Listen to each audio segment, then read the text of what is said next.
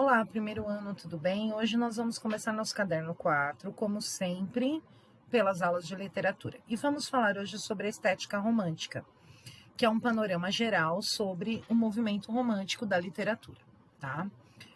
Então, olha só, a gente tem aqui na apostila A Jangada de Medusa, de Theodore Géricault, de 1819. Então, nós estamos falando em século XIX, tá? Então, essa obra, ela diz muito sobre o movimento romântico no mundo. Então, veja, ele vai juntar o grotesco e o sublime da busca pela vida, tá? Então, o romantismo, lembra que eu já falei para vocês?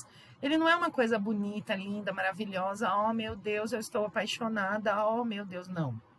Ele vai ser caracterizado pelo sofrimento, tá? Então, vamos falar sobre o momento histórico do romantismo. Com a queda do antigo regime e a ascensão da burguesia, a sociedade passou por profundas transformações. Entre elas está o desenvolvimento das ideias liberais. Então, agora nós vamos falar sobre aquelas lutas sociais também, tá? Então, a gente vai ver um momento histórico em 3 planos: filosófico, político e econômico. Então, no filosófico, a gente tem o individualismo e a liberdade individual. Então, as pessoas vão pensar muito mais em si próprias do que no coletivo, filosoficamente falando. No plano político, o constitucionalismo, a tripartição dos poderes e o direito ao voto. Então, a gente vai ter constituições, né? A gente vai ter a divisão, né, dos poderes políticos em legislativo, executivo e judiciário, não vai ser mais uma coisa inteira.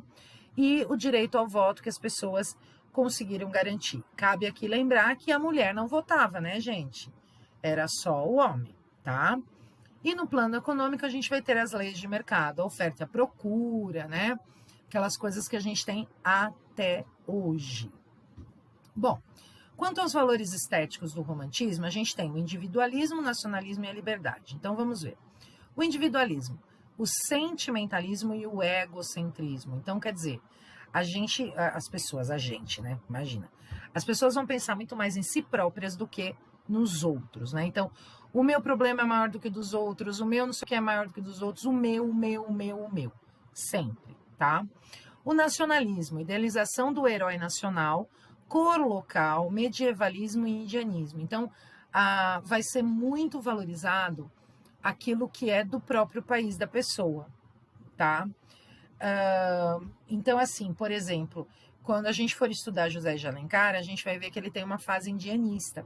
O que essa fase vai fazer? Ela vai potencializar, vai dar um valor absurdo ao índio, né? Ao, digamos assim, ao nacional, né? O brasileiro nacional, tá? A liberdade, que é a rebeldia contra as regras clássicas e o engajamento social. Então, apesar de nós termos o individualismo, as lutas sociais vão ser muito maiores, tá?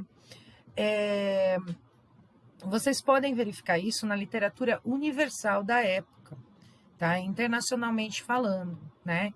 Então, a gente vai ter um livro, por exemplo, Os Miseráveis, né? Um livro francês, que vai falar sobre a Revolução Francesa, tá?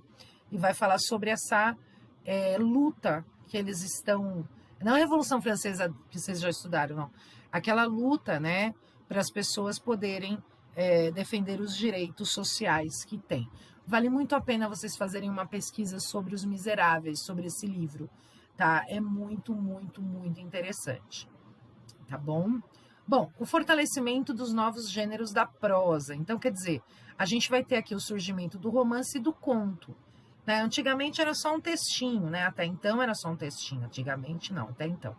Agora a gente vai ter um romance, que é uma narrativa mais longa, e o conto, que é uma narrativa curta. Gente, o romance chama romance porque ele surgiu na época do romantismo, tá? E porque ele é longo, muito longo, tá? Então o romance, o gênero romance, não tem nada a ver com temas românticos de amor e etc, tá? O nome romance vem do tamanho que é essa história, que essa história tem, tá?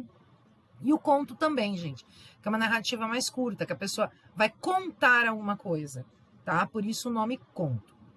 O início do romantismo em Portugal foi em 1825, com a publicação do poema Camões de Almeida Garré. Não foi Camões que escreveu, Camões já estava morto há muito tempo. Foi Almeida Garré que escreveu o poema intitulado Camões. Ah, professora, mas não é prosa? Não, tem as duas coisas, tem a poesia e tem a prosa romântica. Poesia romântica e prosa romântica. O romantismo no Brasil, ele se iniciou em 1836, 11 anos depois, com a publicação da obra Suspiros Poéticos e Saudade de Gonçalves de Magalhães. Tá bom? Então é isso, gente. Agora vocês vão fazer os exercícios que eu coloquei no Maestro, que é aqui do Em Classe, tá? E na próxima aula a gente continua falando de romantismo. Um beijo.